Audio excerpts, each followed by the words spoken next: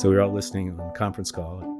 The Chief Justice of the Supreme Court of Virginia said, he asked the opposing counsel for the school district, so they did everything in the statute, right? Yes. And you just want more information, right? And he said, yes. And, what are you going to do if they don't give you that information? And he said, well, we're going to prosecute them or have a CPS investigation. And the Chief Justice, you can't see him, but you can hear him just shaking his head. He says, it sounds to me like a district that just wants more information, not a child who's in trouble. And he's like, Yeah. So the Supreme Court of Virginia ruled unanimously that school districts, oddly enough, cannot change state law. Welcome to Homeschool Talks, a podcast by HSLDA. This is a show about all things homeschooling, from practical tips to inspiring stories and everything in between. You can find show notes for this episode along with our other Homeschool Talks conversations at hslda.org/podcast. And if you want to be the first to know about new episodes as well as upcoming guests and topics, sign up for our email list using the link in the show notes. We're so glad you've joined us today, and we hope you enjoyed the program. Is this called the HSLDA podcast? It's called Homeschool Talks. Homeschool Talks, all right. Are we rolling? We are rolling. That's the beginning. What? I wasn't given a What title. do we call this? I wasn't given a title. We'll do the intro and show them that I'm not the normal host. Welcome to the podcast, Jim. Is that how cold you want it to start? Do you want us to say like welcome to Homeschool Talks or something? It's like saying welcome to Homeschool Talks. Okay. I quit. No, here we go. Maybe you I could say like, I'm welcome to I can Homeschool ad lib Talks. it basically. My guest today. Yeah. All right, you ready, Jim? So, hey there, welcome to Homeschool Talks. I'm Daniel Heffington. Hold on a second. You're Daniel Heffington. I'm Jim Mason. I'm the president of Homeschool Legal Defense Association. That's right. And this is my podcast.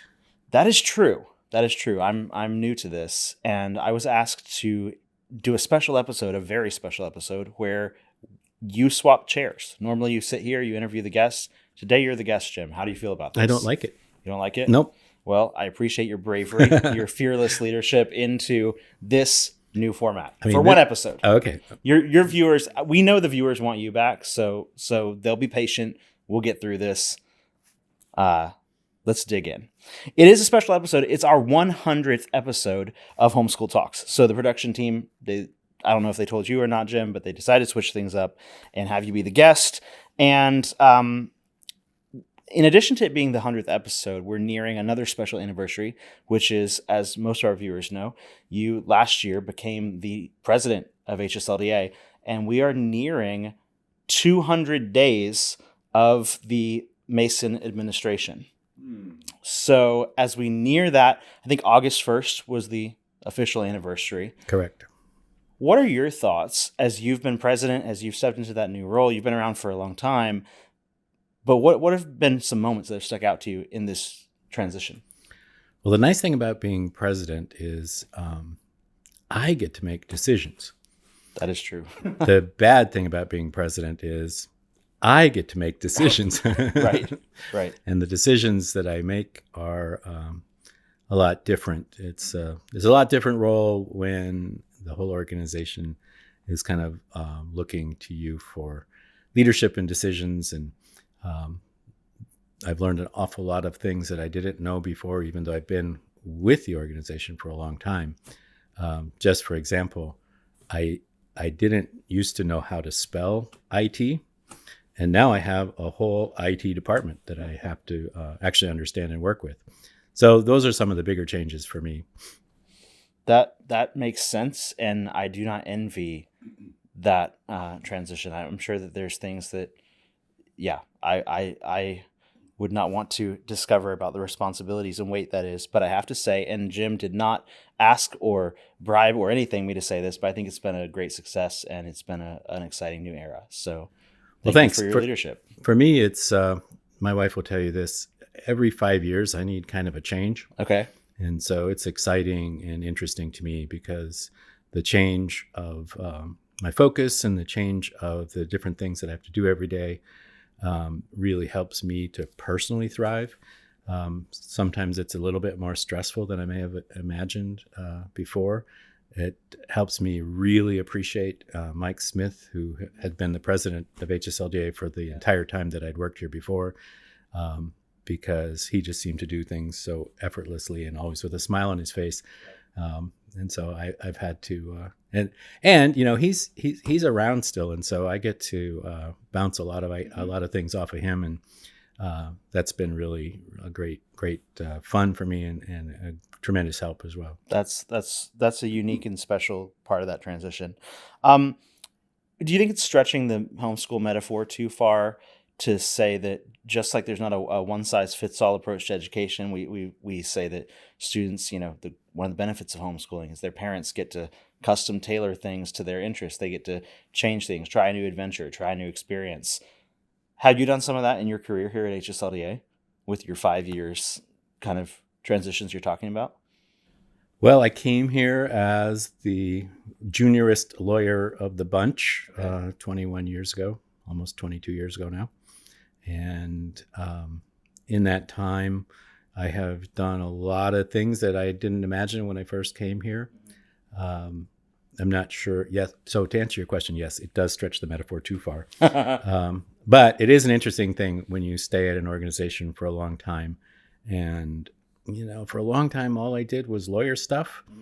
And then little by little, I had some other things kind of added to my portfolio. And then all of a sudden, the whole thing. And so I feel like, you know, Mike Ferris and Mike Smith did a lot to help me prepare for this moment. And I think that I personally am, you know, really delighted to be in the role now. Here's a question. We dove pretty deep at the beginning where we started getting a bit into your life story and organizational leadership, all of these kind of questions. But let's take it back to the podcast. As we said at the top of the show, you normally host the podcast. So are there any interviews that you've hosted, guests you've had on to Homeschool Talks that you think listeners should check out if they're new to the show, if this is their first episode or they haven't caught up on everything? What sticks out to you as remarkable interviews or episodes? I think the most recently released podcast, as we're recording here today, was with Nicole Jackson, who I read. So I like to watch birds, and I get a lot of bird emails. And I got an email from the Cornell Lab of Ornithology that announced a new course. And Nicole Jackson had put this course together, and I thought, wow, this course was how parents could get outdoors with their kids and engage their kids and kind of together explore nature and bird watching. And it was really interesting to me, and I just thought she was a terrific guest, very interesting and engaging. And my own granddaughters like to watch birds with me when they come to my house, and so they got to they watched the episode. And the worst thing about the episode is I was bragging on my granddaughters and I got their ages wrong. And oh boy, they told me so I rounded up. I mean, I said 7 and 4. They haven't quite yet turned 7 and 4. And so are they at least 6 and 3? They're 6 and 3. Okay, good. They're almost 7 and almost 4. You're just projecting. It's kind of like a fiscal year thing. You're like, they're headed into this year. Well, so the first text I get is, you got their ages wrong. It's a tough crowd. But other than that, yeah, it's a tough crowd. It's a tough crowd. What's your favorite bird to watch in our Northern Virginia region? Well, that's a really hard question to answer. It kind of depends on the season. So we're coming into season right now. This is late January, a place I like to walk a lot down by the Shenandoah River. The eagles are nesting now. And so I like to walk there periodically while they're building the nest. And then you can watch, eventually you can tell when the eggs have hatched and the eagles are feeding their birds or their chicks. And then eventually you can see them popping up above the nest, and pretty soon you can see them fledge. I've never actually seen any of the babies taking off. But then simultaneously, about the same time, there's a colony of herons that nest in a sycamore tree right by the river. So this time of year, before the leaves come out, the herons are building their nest, and then they lay their eggs. And then about the time the leaves come out and you can't see the nests anymore, you can hear the baby herons squawking. That's special. So the sycamore tree that I like to go to, I think the record year had 25 heron's nests in in the colony. So this is that season. Later on, when the mulberry trees bloom, we have one at our house. The mulberries, just before they become ripe, the cedar waxwings find them, and so whole flocks of cedar waxwings accumulate around the mulberry trees. And then just throughout the year, I like woodpeckers. We have 6 different kinds of woodpeckers that live in this area. Gracious. They're fun to watch. I thought we had about 2 or 3, so I'm learning things today. We have a mulberry tree at our house, and my girls try to get to the berries before the birds. Yeah. They're not usually successful. Well, that's the time to watch for the cedar waxwings. Okay. We'll have to add that to the list.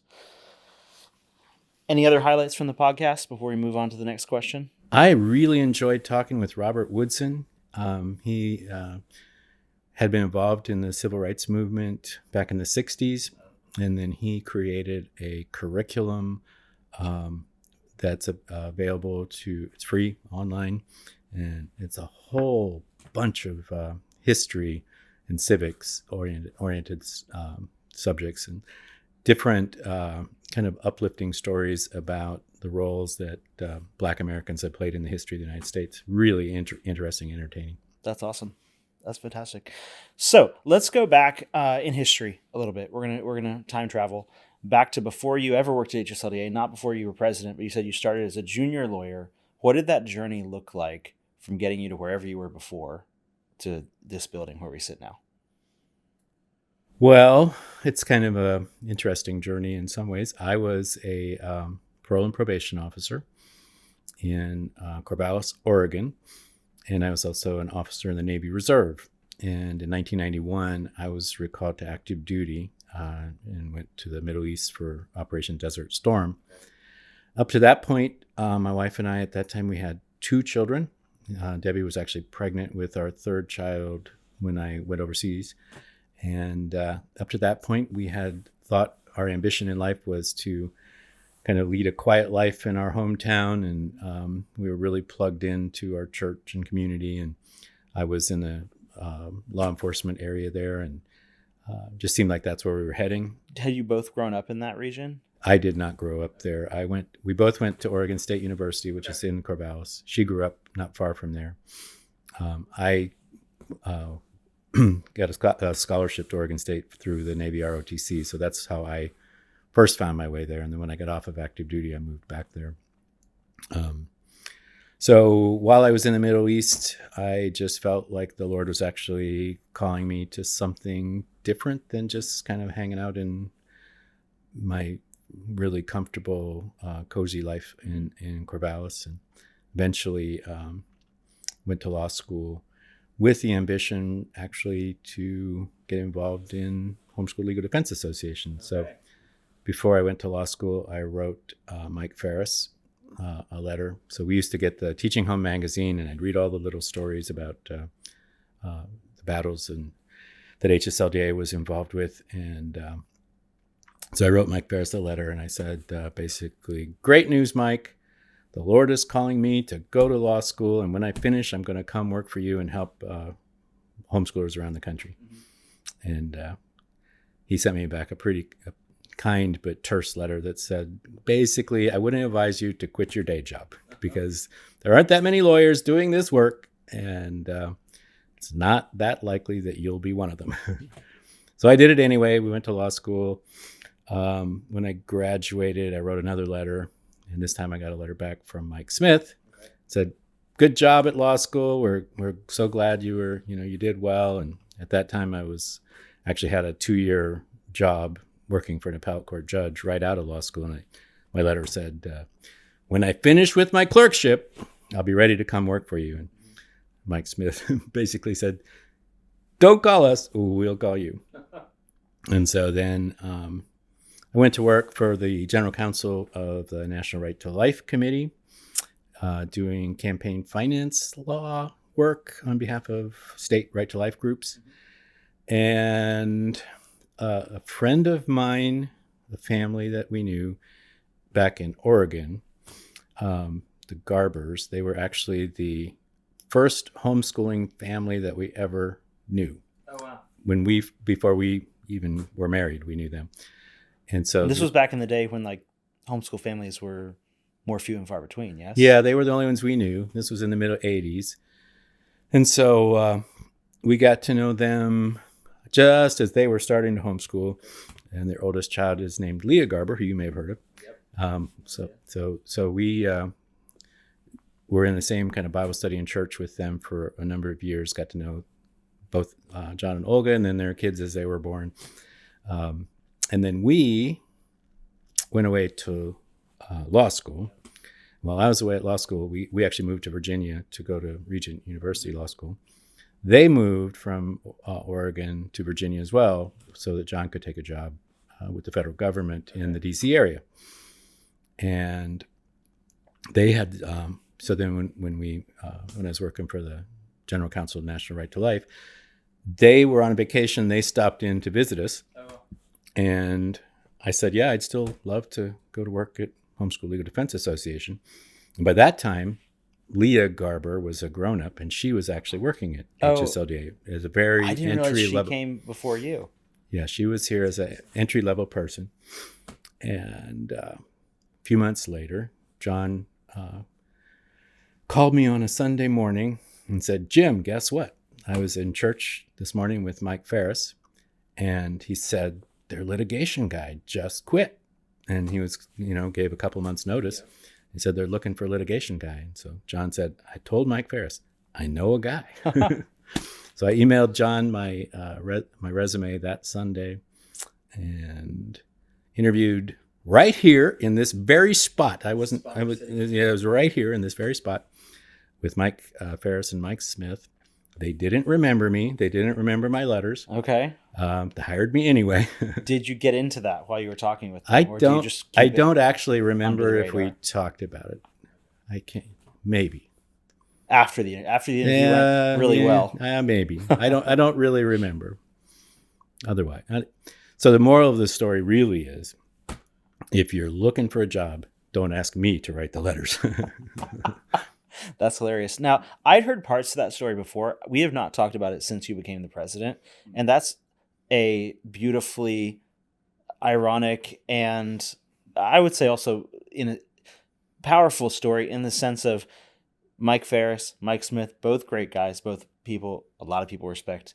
They got this whole thing off the ground. But even they couldn't know God's plan for each step of your life. You had to kind of keep taking the next step, keep knocking on the next door. And now, however many years later, you're the actual, that's a, does that strike you as like a storybook story in a sense where you were the guy writing letters and now you're the president of the whole thing? I made it all up. None of it happened. No, I mean, they say that truth is stranger than fiction sometimes. Yeah, every word of it was true. One other step along the way, Mike Ferris spoke at the Federalist Society when I was in law school. And when he finished, I was trying, it was at Regent, they have their auditorium is built like a courtroom. Mm-hmm. And so it's, so he finished speaking, and I'm sure he had a plane to catch or something. And he's trying to get out, right? And everybody's trying to stop and talk to him. And he's doing the busy speaker, dodge, trying to get out, not wanting to really stop and talk to anybody. And I planted right in the middle. And I said, hey, I'm Jim Mason. I wrote you a letter. And he's like, oh, okay, call my secretary. That's amazing. That's so funny. Okay, now, have you gotten any similar letters in the almost 200 days that you've been a president of HSLDA? Not like that, no. I mean, we posted for a job, and so we've been looking at resumes. I will say this, though. We did, this is kind of an amazing story. We posted for a lawyer job, and a few days ago, the HR department forwarded me an email that came in to the jobs general info box, not in direct response. And so I had been praying for a lawyer with a strong homeschooling connection who is fluent in Spanish. Okay. And so a woman from Florida who doesn't want to be a full-time lawyer. She wasn't applying for the full-time lawyer job, but she sent an email anyway to the general box saying, do you have any opportunities at all for part-time work? Because I'm looking for part-time work. I'm homeschooling my two daughters, but they've gotten old enough to where I can do some part-time work remotely. And so we ended up interviewing her, and she said, yeah, my 10-year-old daughter, I was telling her about this, and I wasn't really gonna, send it because they're not announcing for a job like this. And she said, well, Mom, what do you want to do? Do you want to just do data entry, or do you want to work for, Homeschool Legal Defense Association? She's got a 10-year-old life coach. Yeah. So she said, that's exactly right. So her daughter said, Mom, apply for it. Just. So we interviewed her earlier this. I was the last interview, and it was earlier this week. And so we hired her to be a part-time remote legal assistant, but she's a licensed lawyer, strong homeschooling connection, Cuban American. Her parents came from Cuba, fluent in Spanish, both, not just fluent in Spanish, but before she had children, she, practiced law with Spanish-speaking clients. That's amazing. So she's like legal Spanish fluent. So the literal answer to prayer. She was the actual literal answer to prayer. That's amazing. Okay, so we got into your backstory. Mike Ferris said not right now. Mike Smith said not right now. You proved them both wrong, and now you're the president. Yeah. But what made you want to start Homeschool Law before that? Because that's a specific niche where you're a homeschool dad, but why the Homeschool Law thing? Why did you think even back then that it was so important? So I was, I finished my active duty time in the Navy, and I wound up eventually becoming a parole and probation officer. And it was when I came back from Desert Storm, my third son Patrick was born, and then to add a little bit to the story, I ran a marathon and hurt myself. So to run a marathon, you're supposed to train so much. And I injured a knee. It was just like an overuse injury as I was leading up to the actual marathon. So I couldn't finish like my last 3 weeks of long runs to really get prepared for the marathon. So I just rested thinking I'd be okay. Yeah. So then when I completed the marathon, the knee just went completely out and I had to stop running altogether. And so the Willamette Valley in Oregon is like runner central. Everybody runs. Everybody jogs at lunchtime. Beautiful. And so suddenly I'm not able to do it at all. So this sort of yearning for a different kind of job that was bigger in scope than my quiet life in Corvallis was just starting. My poor wife, instead of running at lunchtime, I'd go across the street to the library where they had microfiche files. Sure. So you could look through college catalogs on microfiche. And I'd go over and I'd come home one day and I said, I was looking through this catalog and I'm going to get an advanced degree in horticulture. Yeah, that's the ticket, horticulture. And then a week later, creative writing, there's this great that's the thing. Sure.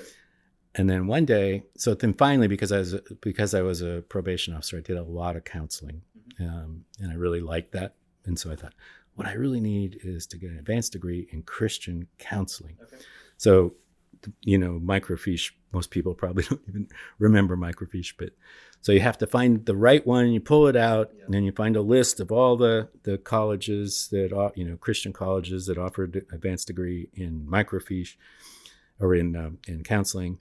And so then you got to go find the right thing, and you got to plug it in. And anytime you plug it in, it's always upside down and backwards, and you got to figure it out. And then you're looking at the thing, and you're like this. I've seen it on movies. Yeah, I've never gotten to use This it is myself. I'm an expert. I am an expert because I did it for like 3 or 4 weeks while I was recovering my knee, and I'm going along. So I find this catalog for Regent University, and it was at that time only a postgraduate school. And they had a degree in counseling, according to the guide. And so then I had to find the actual catalog and, through the pages and to find the counseling degree. And as I'm going along, law school, law school. And it was just amazing to me to think a Christian university would have a law school. Yeah. And so I thought, wow. And I went home and I told my wife, law school, that's the ticket, law school. And she was like, oh, okay. And so a few weeks later, we had an opportunity to actually fly to Regent for their kind of a weekend where you can check it out. It was a preview weekend, I think they called it. And I took Debbie with me. And there was one session that was specifically designed for spouses. Oh, wow. And the late Herb Titus was leading it. And I got to know Herb Titus pretty well while I was there, and didn't know him at all then. But so I dropped her off, and I went and did something else. And she went in to hear Herb Titus explain to the spouses of prospective students why it was okay for a Christian to be a lawyer and represent the dirtiest, scummiest criminals that you can imagine. Wow. Why is that okay? Yeah. And she Because was of all the lawyer jokes. she was so skeptical of this whole thing. She kind of went, she was dubious. Uh-huh. And she came out and she said, I get it. Wow. Now I get it. And the rest, as they say, is history. Because then the next fall is when we started. That's amazing. What has brought you the most joy as you've been president of HSLDA? There's the added stress. There's the things, there's the things we talked about. At the It's top. not this podcast, Yeah. Daniel, because you know what would give me the most joy? What would give you the Is most we joy? switch chairs. Okay. Well, next episode, next time, So they're probably not going to let me back. Since but- I've been in charge, I don't want to relinquish any territory. Okay. So I don't know whose idea it was to put you in charge of my podcast, Well, but that would give me a great deal of joy. We can do that. Anytime you want, I'll come back on and you can interview me. Anything else that other than things that haven't brought you joy, like me hosting the show? What has? Oh gosh, I can honestly say that every day I'm just much more immersed and involved, and kind of that changes things a lot. I just feel a lot more alive because of that. You get in a rut a little bit, and that changes a lot. It's been really exciting. We've done a little bit of reorganizing and seeing new people, some people who've been here for a while, taking on new responsibilities in their lives and seeing them kind of blossom in that. We've got a couple of relatively new lawyers, new to us. Yeah. One's relatively new and one's also, been a more seasoned lawyer, but it's relatively new to us, and just getting to work with them. And life is fun. Yeah. And new challenges are stressful, but stress is actually, We don't let our presidents be bored around here. it's like weightlifting. You don't build muscles without stressing them. Right. And so Right. that's another big thing. I would have to say that I'm much more dependent on the Lord, on my friends and family. Have to be a lot more purposeful in those kinds of things, so that it comes with the territory. Sure. That dependence on the Lord is, just really paramount. Yeah, I can imagine. I want to ask a question that initially might not sound as deep and probing, but we're sitting in your office, as you mentioned, originally the place where you were interviewed for your first HSLDA job by Mike Ferris and Mike Smith. But since it's been yours, you've moved in a lot of your stuff, and I don't think it's on camera right now, but behind me are a couple shelves filled with some of my favorite stories in the world, Hardy Boys books. So the question I have, and you can answer this however you want, because again, it's your show. How just did so the you Hardy don't just so you Boys- don't forget that. you Yeah, know? just so I don't forget. So the producer sitting back there, Yeah. don't forget it either. Yeah. Right. just So no matter how well he does, this is Right, still my show. right. Basically, nothing I can say or do will threaten the real host of this show. But how did the Hardy Boys prepare you for your role at HSLDA? That's my deep and probing question for you. Yeah. So the Hardy Boys, I grew up reading the Hardy Boys. And then I sort of, left childish things behind. And then when I was a judicial law clerk in Salem, Oregon, and we had 4 children, and number 5 was born in Salem when we were there when I was working for the appellate court. One night after the kids were in bed, I went down to the book bin, which was a used bookstore, and I was looking for something to read aloud to the kids. And I was just strolling, looking around, browsing the shelves. It was quiet. Nobody else was there. The store was open late, and it was a rainy night, which is always a rainy night in Salem. And this guy walks up to me and just starts chatting with me. He was the book buyer for the book bin. And I said, yeah, I'm just looking for something. And I pulled a book off the shelf, and it was the Hardy Boys. But so I grew up reading the Hardy Boys when they were in these blue matte picture cover. And I pulled one off that was just this brown tweed cover. And he said, yeah, now that book should have a dust jacket. He said, if it had a dust jacket, it'd probably be worth a lot more money. And so we started talking, struck up a friendship with him. And that's how I started a second hobby, which was book scouting. And so back in those days, kind of right when eBay was getting started, just hadn't really gotten off the ground. You could go to estate sales and library sales, and if you knew what you were looking for, you could buy books and then sell them to a used bookstore for a profit. So it just sort of became a secondary hobby. And then, when you buy books, if you're a book person, so there's really 2 kinds of bad books. The book you didn't buy when you had a chance, and the book you sold when you should have kept it. So are you telling me, as a book collector, it's easier to let them in than to let them It's back a lot out? easier to let them in. But I used to buy and sell a lot of books. And it was kind of a little bit of a hobby, and it supplemented our income. But then I got into the Hardy Boys with dust jackets, and slowly but surely kind of started collecting the older versions of the Hardy Boys with dust jackets. So to answer your question, what the Hardy Boys did for me is several years ago, I wrote a cover story for the court report. Yes. And it was a really fun case that Mike Ferris and I did together. And it started with a judge in Mississippi decided he didn't think that the Mississippi homeschool law was quite good enough. Okay. And so he wanted to see the records of all the homeschooled children that lived in his 5-county judicial district. Wow. And so he called up the school officials and said, give me their records.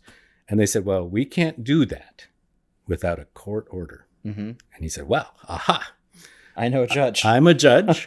I know how to write a court order. And so he wrote a court order. Wow. There was no case. There was nobody, nobody was, no homeschoolers were in trouble. He just on his own hook wrote it up just like a regular court order, as if there were, 2 parties. And Sure. So he told the school officials to submit all of the homeschoolers' court or records to him. And so they wrote a letter to all of the homeschoolers in the 5 counties, because under a federal statute called I can't remember what it stands for. It's called FERPA. FERPA. It's basically says that schools have to keep children's records confidential. Okay. And the only way they can be released is with a court order. Right. So and if they get a court order, they have to give the people an opportunity to contest the court order. Oh, interesting. So all of the truant officers in 5 counties wrote letters to all of the homeschoolers saying, we've got a court order from the judge. Oh, wow. And if you don't want to give your records, you have 5 days to protest. Wow. So we got the letter in our office, and we filed stuff, and eventually made it to the Supreme Court of Mississippi. And the Supreme Court of Mississippi said, no, basically, Judge, you can't do it. So I wrote a story for our court report called The Case of the Missing Case, because there was no case. Right. The judge just made it up. Right. And one of the things I like is kind of hard-boiled detective novels, Sure. film noir, that Yep. sort of thing. So I wrote the story along the lines of film noir. That's great. And I remember reading that one. And then, because it was my story, I wanted to design the cover art. And so I had in mind. Oh, my word. This is Yes. a Hardy Boy cover that I had in mind. It's called The Secret Warning. It's pre-World War II. And so I gave our crack graphic designer this cover, and I said, for the story, The Case of the Missing Case, use this as a model. That's amazing. So side by side. That's really great. So that's what the Hardy Boys prepared me for in my career at HSLDA. It prepared you for your cover story. So, I mean, that's a real answer. Okay. We didn't have to even stretch that. You've already, we already have established that this is an uncomfortable interview because I'm the host and it's your show and all this kind of stuff. Yeah. So, maybe I'll make you a little more uncomfortable. But I, as an avid fan of the Hardy Boys, I think that since I've known you, and then I knew you liked the Hardy Boys, so I started associating you with the Hardy Boys in my head. I think you now have become the person I think of when I think of Fenton Hardy. Ah. So I don't know how you feel about that, but I think he's pretty awesome in the Hardy Boys. But I feel like Fenton Hardy and you would kind of operate on the same wavelength. So you can think about that. So most of my life, I've thought of myself more as Frank. Okay. So who are you? Well, it depends if you go by spirit or typecast. Mm-hmm. Typecast. I know who I think, but go ahead. I'd probably be. Oh, that's a good question. So, I think I don't. Well, okay. So here's what I'm gonna say. Frank has blonde hair. Joe has black hair. I have no hair. So.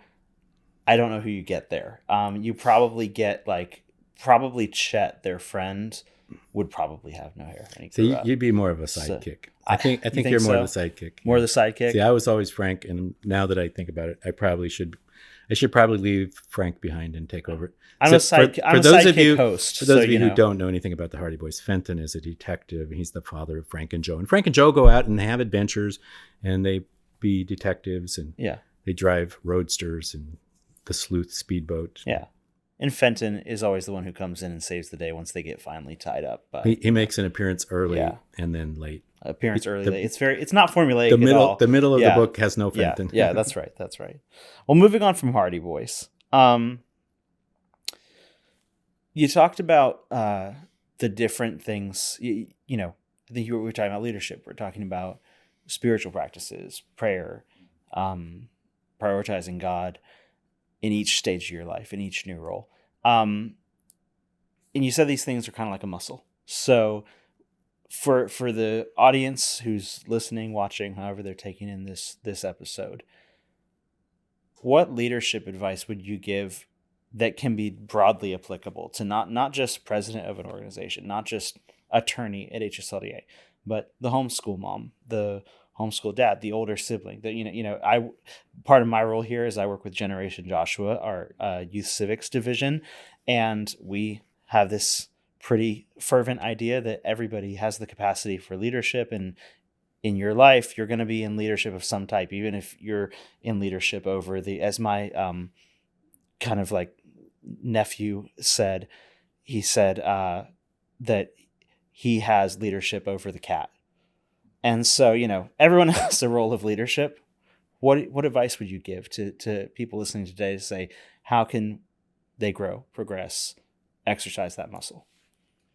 Well, one of the things that I always have tried to do, and it's just helped me enormously, is always have a mentor. Okay. Go adopt a mentor, find somebody that, and you'd be surprised, busy guys in my life have always agreed to spend time with me, and so if I have a couple of leadership mentors right now that meet with me, we don't have a scheduled, meeting times, but periodically we get together, and it's not super duper formal, but it's pretty clear that they're my mentor. Sure. And I'm Sure. I'm trying to learn from someone who knows more, been there Sure. longer, has a different take, a different viewpoint. Same in my spiritual life. I've always had to have somebody that's kind of like a spiritual advisor that I can, I have friends, I have close friends that I can talk with, but having somebody that you get together that is more formally a spiritual advisor is important to me. So I want to ask a really real question here, because I think that's an amazing answer. And I've heard other people emphasize the importance of a mentor, but sometimes I remember listening to stuff like this. Sometimes I still do. But when I was a kid, especially, people would say mentor. I'm like, great. So what do? You sneak up behind them, you hit them on the head, and you say, great, now you're my mentor. Do these people know when you've established these types of relationships? Obviously, I think you could scare somebody off by running up to them and being like, will you mentor me for the rest of my life? Will you make this huge commitment? They're like, I don't know. Have these developed organically, or is there a formal aspect where you're basically like, I think you have something I need to learn. Can we hang out regularly? Or is it more of the kind of natural thing where this person in your life, you just keep hanging out, and then eventually one day you'll write them a note and say, you were one of my greatest mentors, and they're like, oh, I didn't realize I was a mentor? Because I've seen both of those develop. How does that work for you? In my case, I've asked people if they would mind spending time with me to help me answer questions.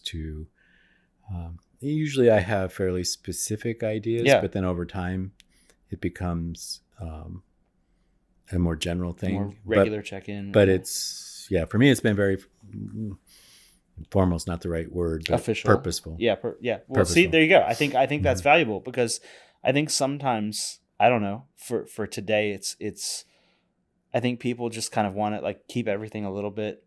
We're just casual. We're just hanging out. We're just, we're not putting too many parameters on this. But I think what you're saying is don't be afraid to go out and find a mentor and actually let them know that they're your mentor and see what happens. Well, for if they me, run screaming, no guarantees. It's really good because, and like I say, most busy people who have those qualities that you want to learn from, you want to learn from them, and the qualities that you see in them, they're more than happy, and in my experience, very generous with their time and willing to do that.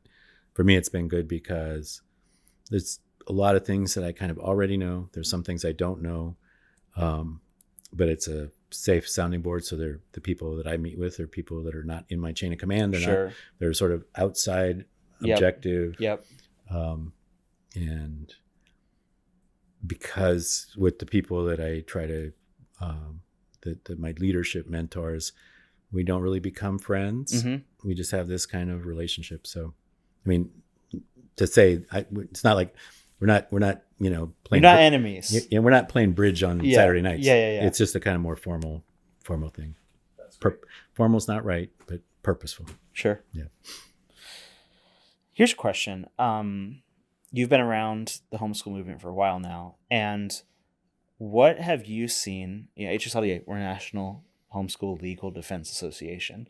We help homeschoolers all across the country. Another big part of the homeschooling movement has been the state organizations over the years. They came on board really early and were a valuable support network and have been for a long time.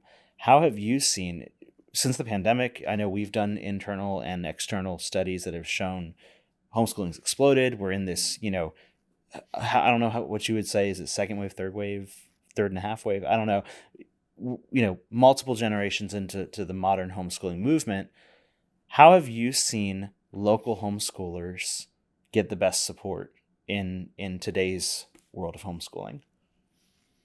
Well, so the state organizations and the larger homeschool organizations play a bunch of different roles. Mm-hmm. And some of the organizations that I'm most familiar with, the bigger organizations, we're talking about mentoring again, mm-hmm. but some of the bigger organizations spend a lot of time helping the smaller, more local groups be effective. Yep. Holding leadership seminars and, like we live in Virginia, and HEAV, what's it stand for? Home Educators Association of Virginia. Yeah, HEAV. Oh, good HEAV. Yeah. Ever since I was a kid. After a while, I can't remember anything but the acronyms. But, Right. They hold an annual meeting, a seminar for the leaders of smaller groups. Mm-hmm. And then those smaller groups are the ones where the rubber meets the road with the families that are actually homeschooling. In my personal life, we've been involved with some co-ops over the years that have just been enormously influential in mm-hmm. the lives of my children, both from an educational standpoint, where their lifelong friends are made, mm-hmm. where Debbie and I have connected and made friends as well. So the state organizations, the bigger state organizations, are so important to the homeschooling movement because, one of the biggest kind of things that we work together on is legislation, mm-hmm. making sure that bad legislation, we know about it, we work to oppose it. They're the boots on the ground. They have typically the relationships, the more close relationships mm-hmm. with the state legislators. And, without them, much of the improvements, that we've experienced over years in the laws wouldn't have happened. And also they're the ones holding back retrenchments in the laws. So that's the role I, really value them for. And many of them are approaching, they've been around about the same amount of time. Many of them are, later on, Ethan and I are actually going to be recording a video congratulating the Arizona state group, who are also celebrating their 40th year as a state organization. So is that AFHE? Mm-hmm. That's fantastic. So in your time around HSLDA, you've litigated a lot of homeschooling cases.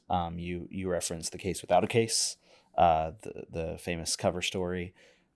What are some of the cases in the past 10 years or so? So everyone's heard about the cases that started HSLDA off. In the past 10 years, what are some of the cases you think have defined victory for HSLDA in the legal sphere? Well, one of the coolest cases that happened within that time frame started out in 2016. And what made it so cool was in New York, this was in New York City. New York has an antiquated old regulation that was adopted kind of before everybody was using the internet and mm-hmm. email. So the New York regulation requires that the homeschooler mail in a notice to the homeschool office. Then the homeschool office has to mail back a form, and then the homeschooler has to fill out the form and mail it back to the office, and then the office reviews it, and if they don't like it, then they have to mail you a thing, and then you have to mail it, and it's a horrible thing. Sounds like a nightmare. And so in New York City, they have the infamous central office of homeschooling on 7th Avenue in downtown Manhattan. And homeschoolers all over the 5 boroughs have to send their stuff into this one central office. And the guy there for years resisted. You can do it by email. You couldn't send because of mail. Sure. Mail. Yeah. And so you may be shocked to learn that the central office in New York City was always behind. It was undermanned, under resourced, and antiquated in its practices. Sounds like the circumlocution office from Charles Dickens. So anyway, so Tanya Acevedo, a single mom in New York City, decided she wanted to homeschool her kid. She pulls him out. She does everything right. She tells the school. She formally withdraws him from school. Okay. She sends in her notice of intent to the central office. She's doing it by the book. Doing it totally by the book. The central office doesn't do its stuff by the book.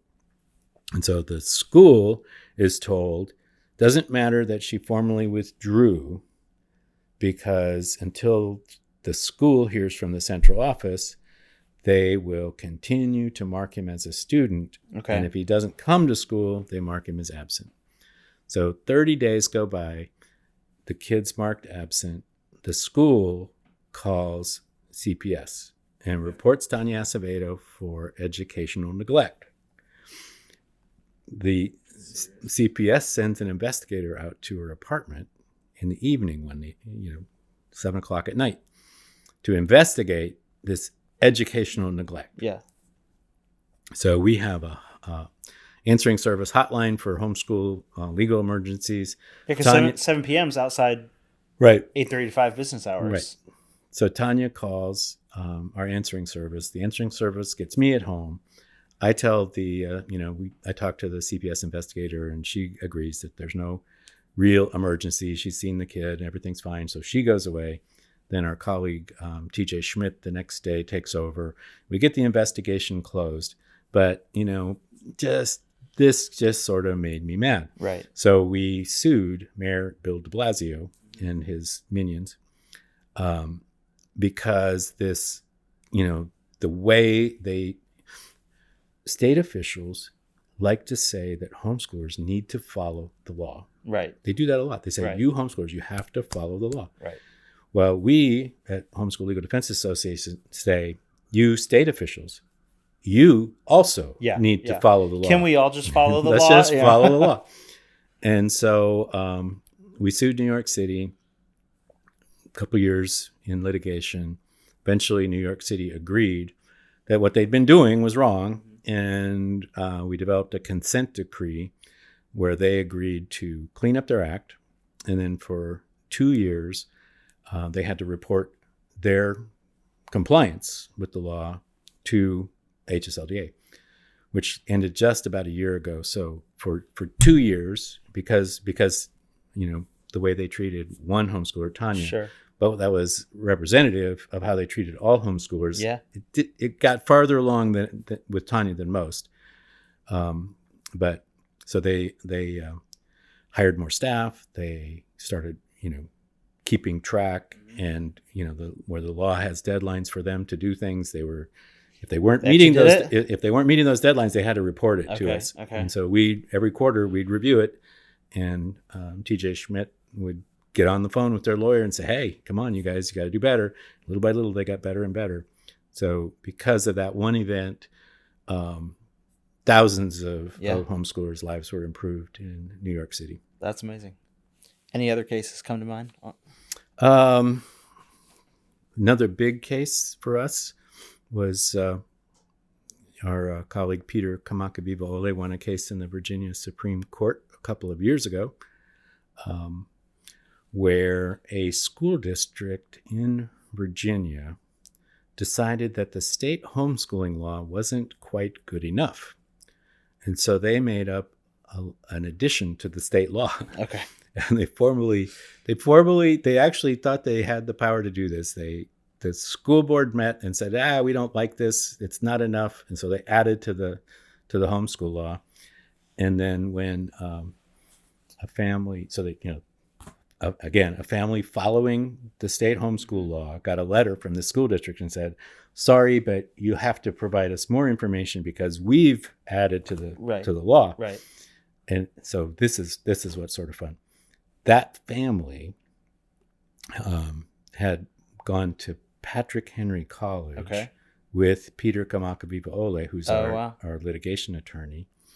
And he had gone, they had gotten married and had kids by now, and he had gone to law school. He's a lawyer practicing in Roanoke, Virginia. Yep. And he gets this letter saying, you got to do more than what the law requires. And I'm like, not the right guy. No. That's just not the guy that's going to It's not who you want to pick a fight he's with. not going to just roll over. So we wrote them a letter, and they said, so sorry, if you don't comply, we're going to prosecute. So Peter, on behalf of Kirk and Kristen Sosby, sued the school district. And the local court sided with the school district, and we eventually took it to the Supreme Court of Virginia. And and oral argument was during the pandemic, and so it was by conference call. Oh, wow, sure. So we were all listening on conference call, and the Chief Justice of the Supreme Court of Virginia said, so you don't, he asked the opposing counsel for the school district, so they did everything in the statute, right? Yes. And you just want more information, right? And he said, yes. And, what are you going to do if they don't give you that information? And he said, well, we're going to prosecute them or have a CPS investigation. And the Chief Justice, you can't see him, but you can hear him just shaking his head. He says, it sounds to me like a district that just wants more information, not a child who's in trouble.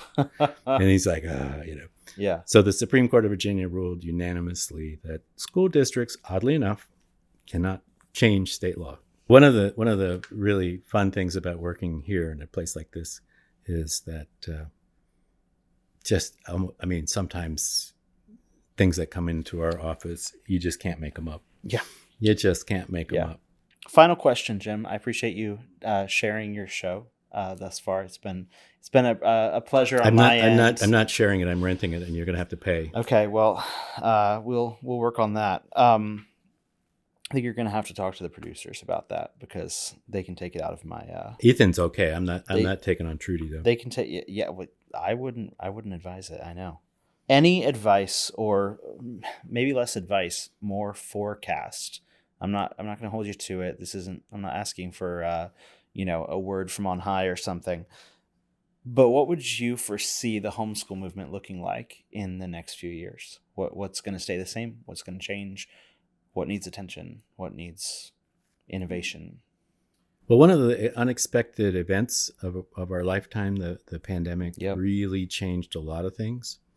And it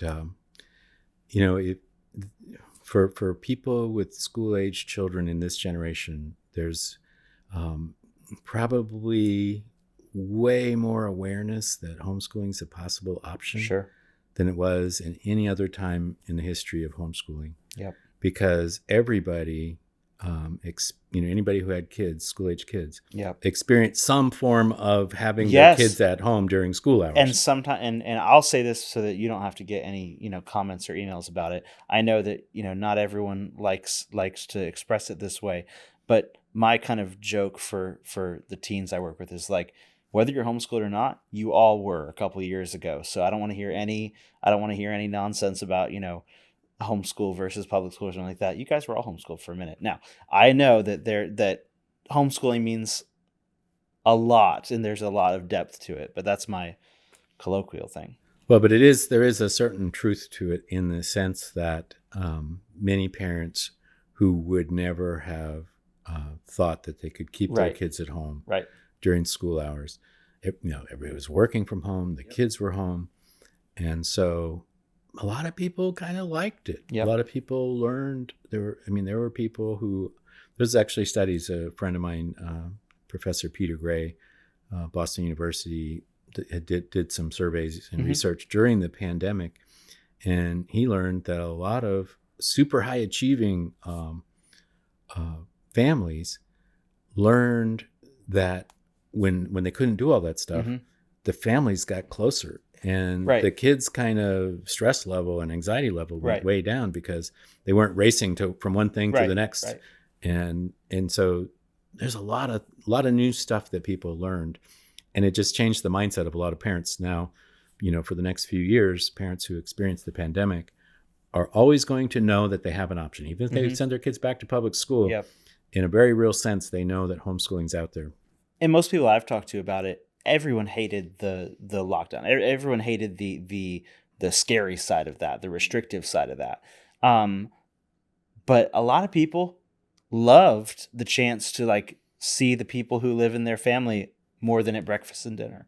And that's a beautiful glimpse of what homeschooling can look like. Any other forecasts for the future before we wrap up? Oh, I just think that homeschooling has become, in the years past, way back at the beginning of HSLDA, it was a real question in many states whether homeschooling was even legal. And that's way behind us. It's not even a question anymore in any of the states. And so, the way homeschooling was here in America 50 years ago, 40 years ago, it's that way in much of the world. Mm-hmm. So what's really exciting to me is our international outreach program. Yeah.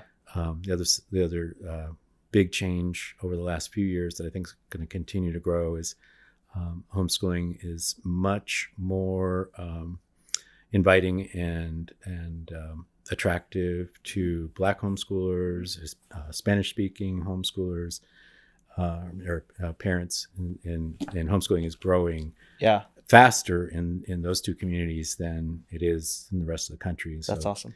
The next few years are going to be exciting to watch in those areas. It's fantastic. Well, thanks for your leadership. Thanks for chatting with me, and have fun being the host next episode. Okay, thank you. All right. Thanks again for joining me, Jim. We would love to hear your thoughts. If you're watching, if you have any questions for Jim, for HSLDA, please feel free to contact us. There's a link in the show notes where you can do that. If you're interested in becoming a member of HSLDA, please go to hslda.org/join. Or if maybe membership isn't the season of life you're in, maybe you want to support homeschool families financially, go to donate to our Freedom Fund at hslda.org/donate. These links, they're going to be available in the show notes. You can just click on them. You don't have to remember them. And if you've enjoyed this episode, I'd invite you to share it with your friends. Tag somebody on social media, send an email, any way that you like to spread the word.